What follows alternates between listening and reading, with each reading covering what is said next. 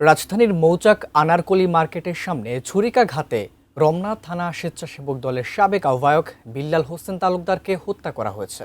এ ঘটনায় রমনা থানা যুব দলের সদ্য বহিষ্কৃত আহ্বায়ক দিদারুল ইসলাম বাবু এবং তার সহযোগীদের বিরুদ্ধে অভিযোগ এনে মামলা দায়েরের প্রস্তুতি নিচ্ছে নিহতের পরিবার।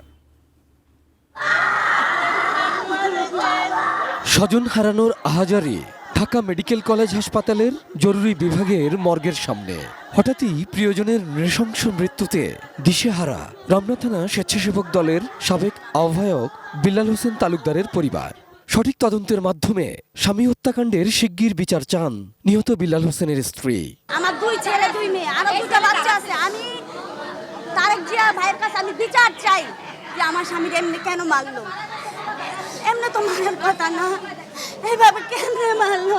সোমবার রাত 8টার দিকে মৌচাকের আনারকলি মার্কেটের সামনে বিল্লালের ভাগ্নে মোবারক হোসেনকে মারধর করছিলেন কয়েকজন লোক। এই ঘটনার পর মোবারক তার মামা বিলাল হোসেনকে ঘটনাস্থলে ডেকে আনেন।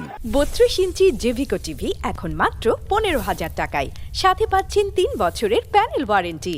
বিষয়টি মীমাংসার জন্য সেখানে সালিশি বৈঠক বসে। বৈঠকে দুপক্ষের মধ্যে বাকবিতণ্ডার এক পর্যায়ে বিল্লালের বুকে ছুরিকাঘাত করা হয়। গুরুতর জখম অবস্থায় তাকে উদ্ধার করে ঢাকা মেডিকেল কলেজ হাসপাতালের জরুরি বিভাগে নিয়ে এলে চিকিৎসক মৃত ঘোষণা করেন।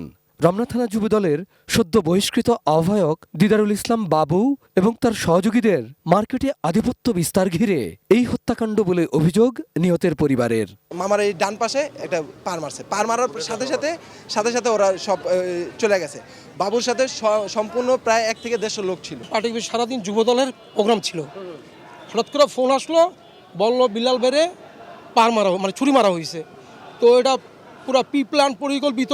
বিল্লাল হত্যাকাণ্ডের বিচার চেয়ে ঢাকা মেডিকেল কলেজ হাসপাতালের সামনে বিক্ষোভ মিছিল করেছে তার দলের নেতাকর্মীরা।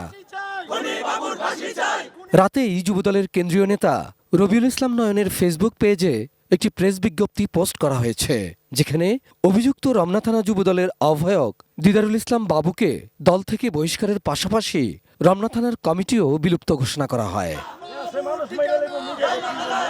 Abul Kalam Azad, ATN news, Dhaka.